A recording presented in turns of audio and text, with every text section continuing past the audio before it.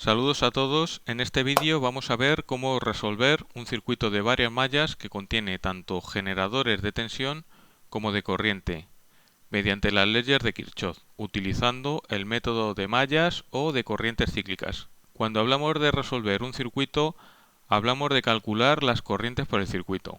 A partir de ellas se puede calcular las caídas de tensión en diferentes elementos del mismo. Al principio del vídeo se van a exponer las dos situaciones en las que nos podremos encontrar los generadores de corriente y cómo abordarlas para luego aclararlo en un ejercicio. Antes de ver este vídeo os sugiero que veáis este otro vídeo, que aparece como enlace en pantalla y que trata sobre el método de las corrientes cíclicas en un circuito de varias mallas, con solo generadores de tensión. Vamos a resumir de todas formas lo que aparecía en este vídeo para ver qué diferencias hay en el método a la hora de tratar con generadores de corriente. En el vídeo del enlace se vio que para resolver el circuito se establecía el sentido de unas corrientes cíclicas de forma arbitraria inicialmente en cada malla simple. Recordemos que una malla simple es todo camino cerrado del circuito que no contiene ningún otro camino cerrado. Estas corrientes eran las incógnitas de un sistema de ecuaciones. Las ecuaciones se determinaban mediante la segunda ley de Kirchhoff. Por tanto, había tantas incógnitas como mallas simples tenía el circuito. Una vez resuelto el sistema, obteníamos el valor de estas corrientes circulares. Si su valor era negativo, indicaba que el sentido real de la corriente era contrario al que inicialmente establecimos. Si era positivo, significaba que el sentido inicial era el correcto. Antes de ver cómo se hace esto en un ejemplo práctico con generadores de corriente, vamos a ver en qué dos situaciones nos podemos encontrar los generadores de corriente en un circuito.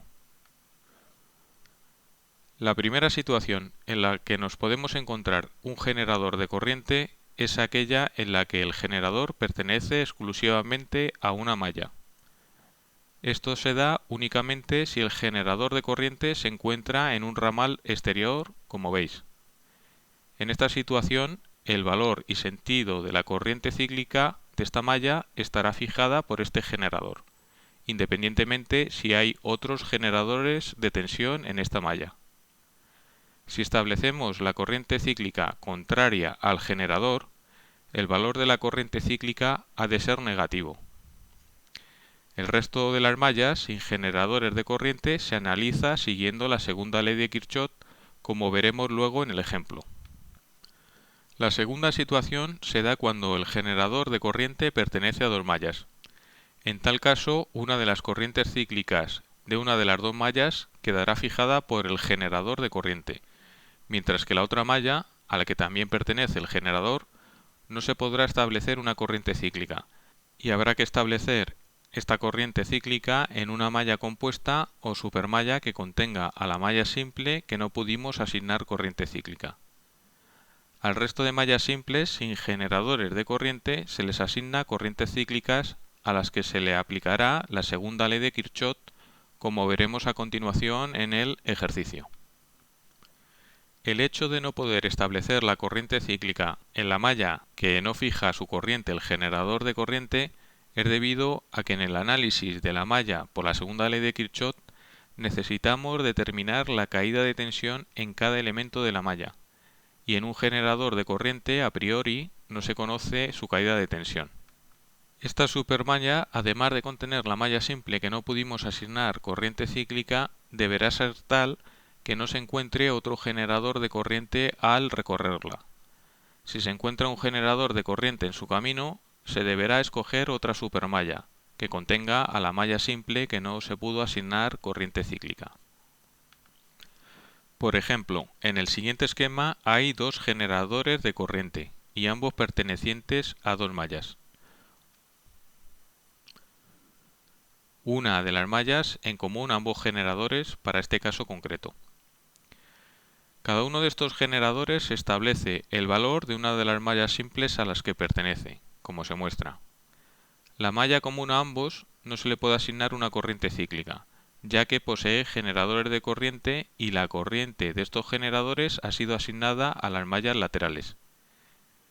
En el esquema se muestra la asignación errónea de la corriente cíclica de la supermalla I4, debido a que en el recorrido de esta supermalla nos encontramos un generador de corriente, IB. En este caso, deberemos establecer una corriente cíclica en una supermalla mayor que contenga la malla simple que no tiene establecida corriente cíclica, como se muestra en el esquema. Ahora, las mallas laterales inferiores tienen establecidas sus corrientes cíclicas al valor de los generadores IA e IB, mientras que la malla central necesita de la corriente cíclica I4 de la supermalla que la contiene.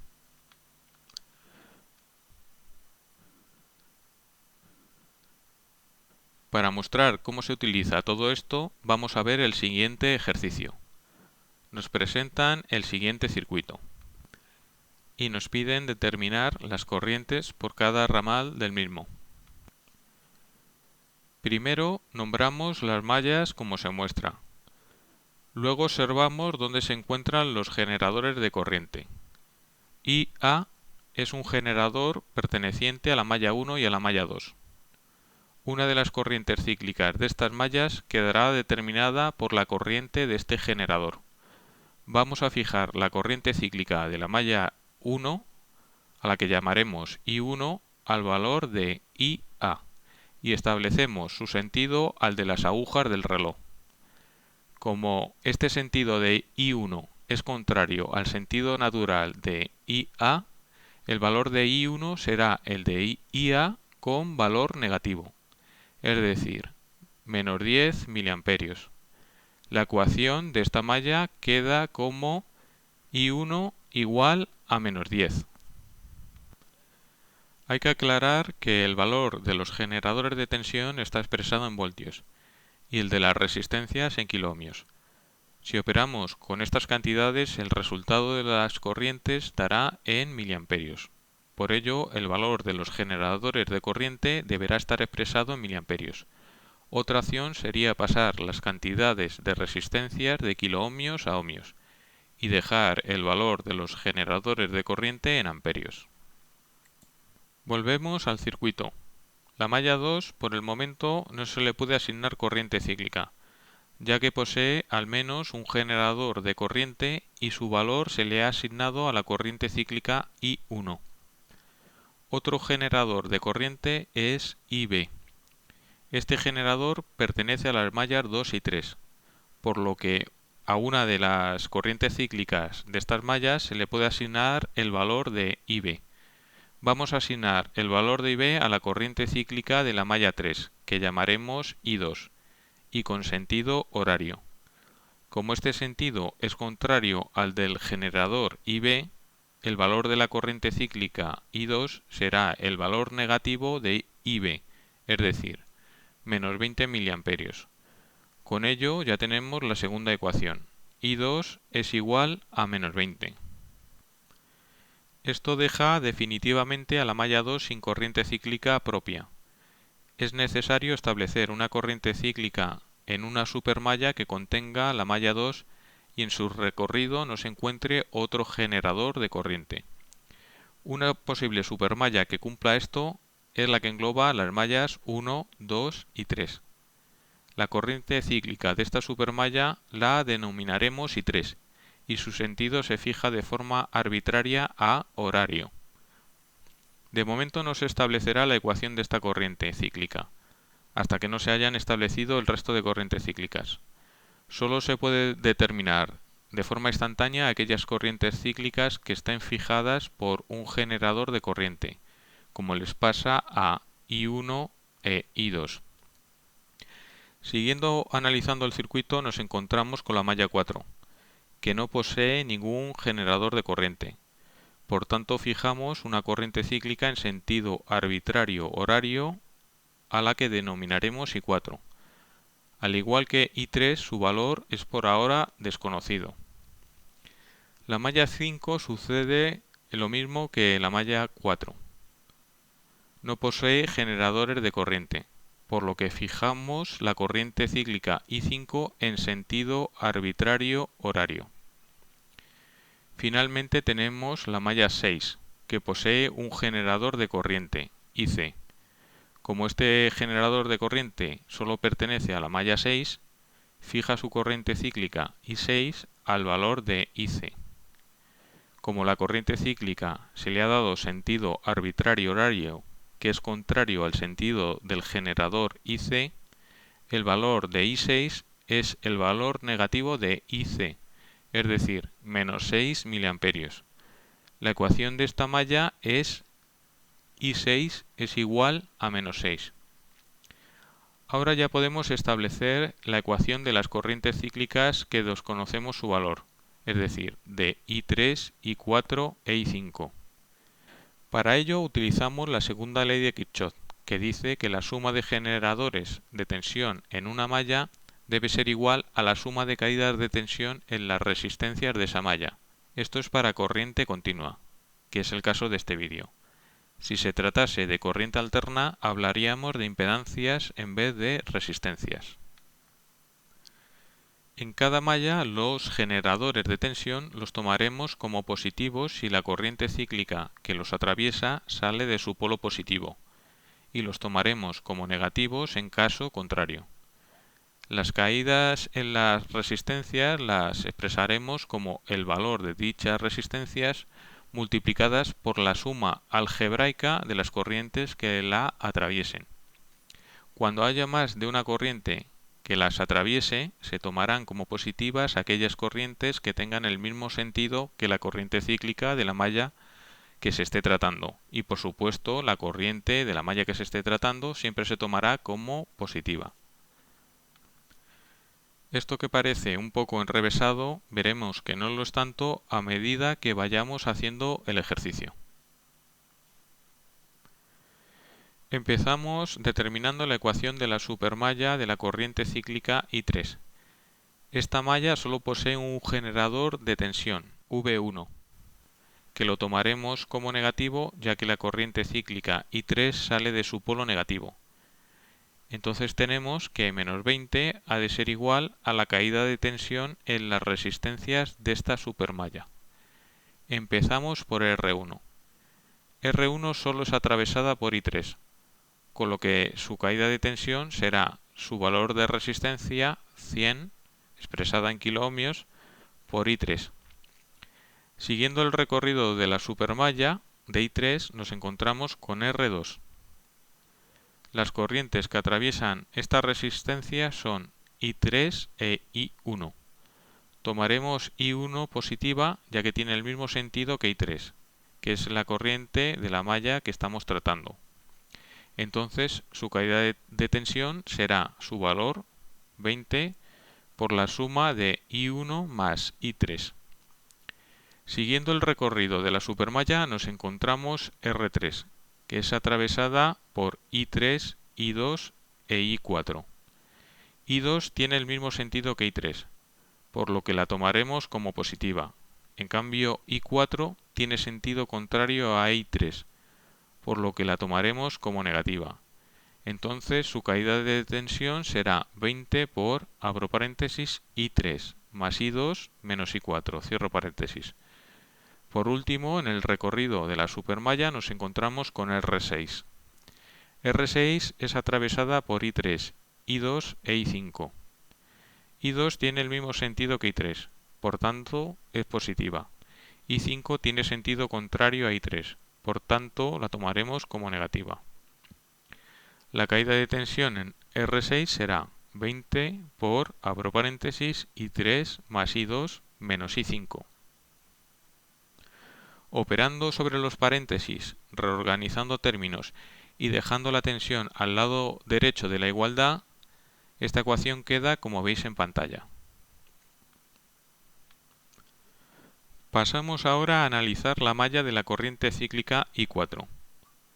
Esta malla tiene dos generadores, V2 y V3, ambos positivos ya que la corriente cíclica I4 sale de sus polos positivos.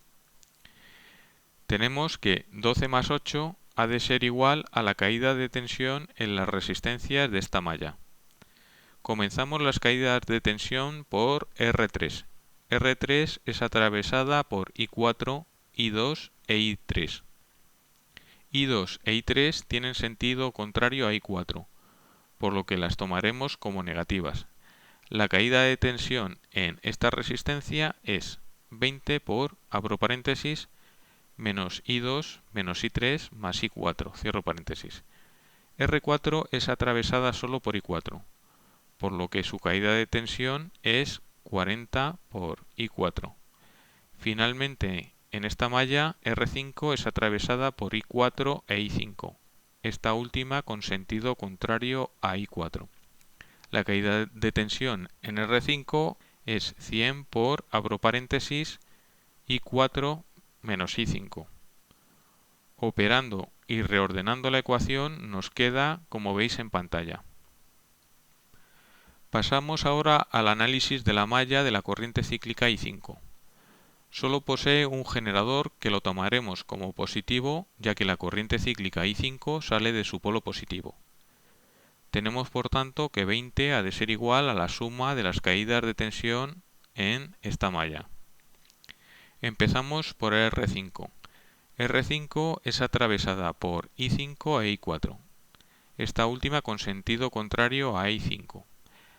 La caída de tensión en R5 es 100 por, abro paréntesis, I5 menos I4. R6 es atravesada por I5, I2 e I3, estas dos últimas con sentido contrario a I5. La caída de tensión en R6 es por tanto 20 por, abro paréntesis, menos I2 menos I3 más I5. Finalmente, R7 es atravesada por I5 e I6, con sentido contrario a I5. La caída de tensión en R7 es 100 por, abro paréntesis, I5 menos I6, cierro paréntesis.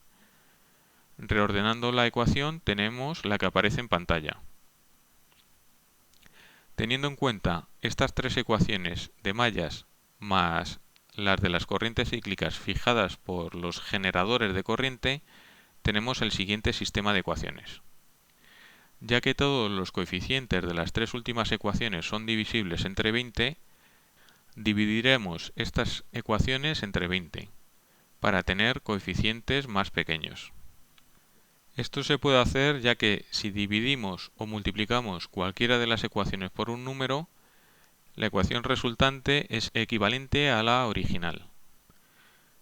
En nuestro caso se ha dado la casualidad de que tres ecuaciones se pueden dividir por un mismo número, pero pudiera haberse dado la situación en la que cada ecuación se pudiera dividir por un número diferente, o incluso que alguna de ellas o todas no se pudieran dividir entre ningún número. En tal caso dejaríamos el sistema tal cual. Haciendo esta división en las tres últimas ecuaciones nos queda el siguiente sistema. Sustituyendo los valores I1, I2 e I6 especificado en las tres primeras ecuaciones en las tres restantes, queda el sistema como veis en pantalla. Operando los paréntesis tenemos el siguiente sistema. Y pasando los términos independientes al lado derecho de la igualdad tenemos las siguientes expresiones. Operando tenemos finalmente el siguiente sistema de ecuaciones. Este es un sistema de tres ecuaciones con tres incógnitas, que puede ser resuelto por cualquier método. Para ver la resolución por la regla de Cramer podéis pinchar en el enlace que aparece en pantalla. La solución del sistema nos deja con los siguientes valores de corriente. I3 es igual a 4,5179 mA. I4 es igual a menos 6,0589 mA. I5 es igual a menos 6,7979 mA. Como se explicó al inicio, las corrientes están expresadas en miliamperios. Las corrientes I4 y I5 han salido negativas, lo que indica que el sentido real de las corrientes cíclicas es contrario al que dimos al inicio. Las corrientes cíclicas I1, I2 e I6 ya habían sido fijadas al inicio del análisis del circuito, y además todas ellas son negativas, lo que indica que su sentido es contrario al que fijamos inicialmente para el análisis. Con estos datos volvemos a dibujar el circuito con los valores y los sentidos reales de las corrientes, como se muestra. Un valor negativo de la corriente solo significa que la estamos tomando en sentido contrario al que realmente tiene. Por eso, una vez dibujados los sentidos reales de las corrientes cíclicas, tomaremos sus valores siempre como positivos, ya que su sentido ya está corregido en el esquema. Se ha calculado el valor de las corrientes cíclicas y se ha determinado su sentido. Ahora se debe calcular la corriente real que circula por cada rama del circuito. Recordemos que el ramal en un circuito es la conexión existente entre dos nudos. Para determinar estas corrientes debemos utilizar la primera ley de Kirchhoff, que dice que la suma de las corrientes salientes en un nudo debe ser igual a la suma de las corrientes que entran en dicho nudo. Siguiendo esta ley vamos a utilizar un método diferente al que se utilizó en el vídeo Leyes de Kirchhoff, método de las corrientes cíclicas.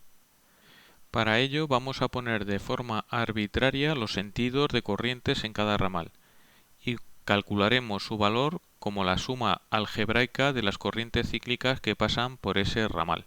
Ponemos en el circuito los sentidos de corriente de forma arbitraria como se muestra en pantalla.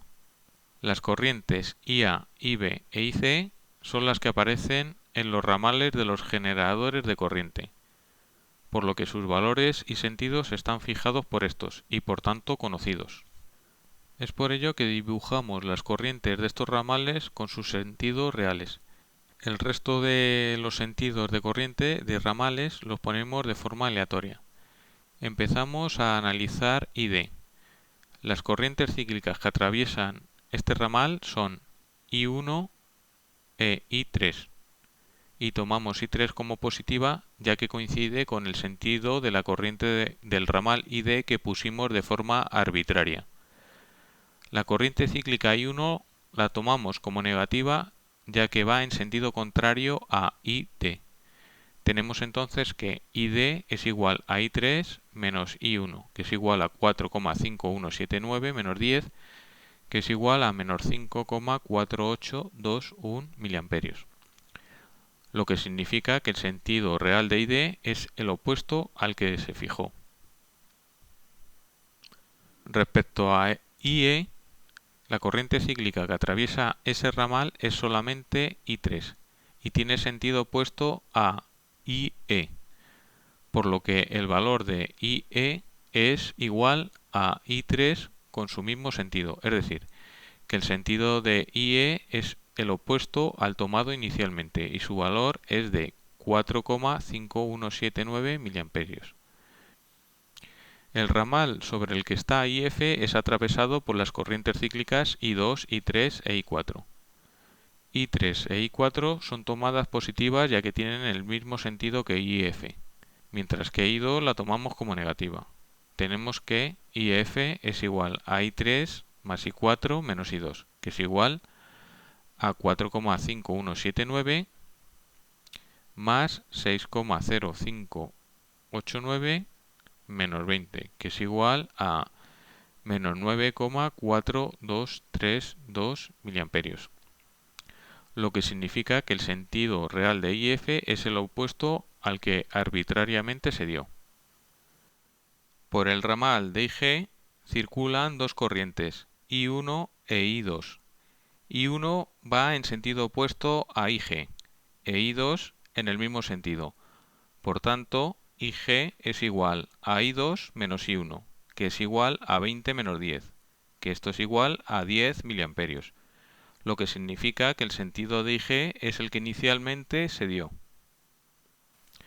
Para el ramal IH circulan las corrientes cíclicas I4 e I5. Tomamos I4 como positiva, por tener el mismo sentido que IH, e I5 como negativa por tener sentido opuesto. Tenemos que IH es igual a I4 menos I5, que es igual a 6,0589 menos 6,7979, que es igual a menos 0,739 miliamperios, que como ha salido negativa indica que el sentido de IH es opuesto al inicialmente tomado.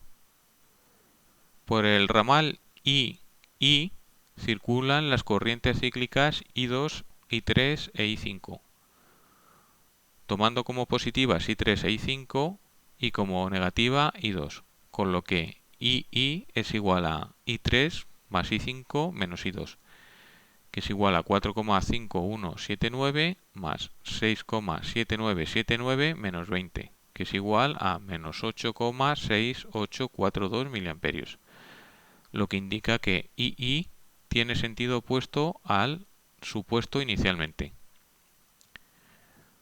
Por el ramal de IJ solo circula I4, por lo que tendrá el valor y sentido de I4. IJ es igual a I4, que es igual a 6,0589 miliamperios. Por el ramal IK circula I5 e I6 con sentidos opuestos, tomando I6 como positiva, ya que tiene el mismo sentido que el supuesto inicialmente para IK. Tenemos que IK es igual a I6 menos I5, que es igual a 6 menos 6,7979, que es igual a menos 0,7979 miliamperios, lo que indica que el sentido real de IK es opuesto al que inicialmente se dio. Por el ramal IL circulan las corrientes cíclicas I2 e I3. I2 va en el mismo sentido que la corriente del ramal, mientras que I3 va en sentido opuesto. Por tanto, IL es igual a I2 menos I3, que es igual a 20 menos 4,5179, que es igual a 15,4821 miliamperios, lo que indica que el sentido que se dio al principio era el correcto. Finalmente, por el ramal de IM circula exclusivamente la corriente cíclica I5, que tiene el mismo sentido que IM, con lo que IM es igual a I5, que es igual a 6,7979 miliamperios. El resultado es positivo, lo que indica que el sentido inicial era el correcto. Ya tenemos todo el circuito resuelto. Ahora podemos calcular las caídas de tensión en los diferentes elementos del circuito aplicando la ley de Ohm. Espero que os haya sido de ayuda este vídeo y nos vemos en el siguiente.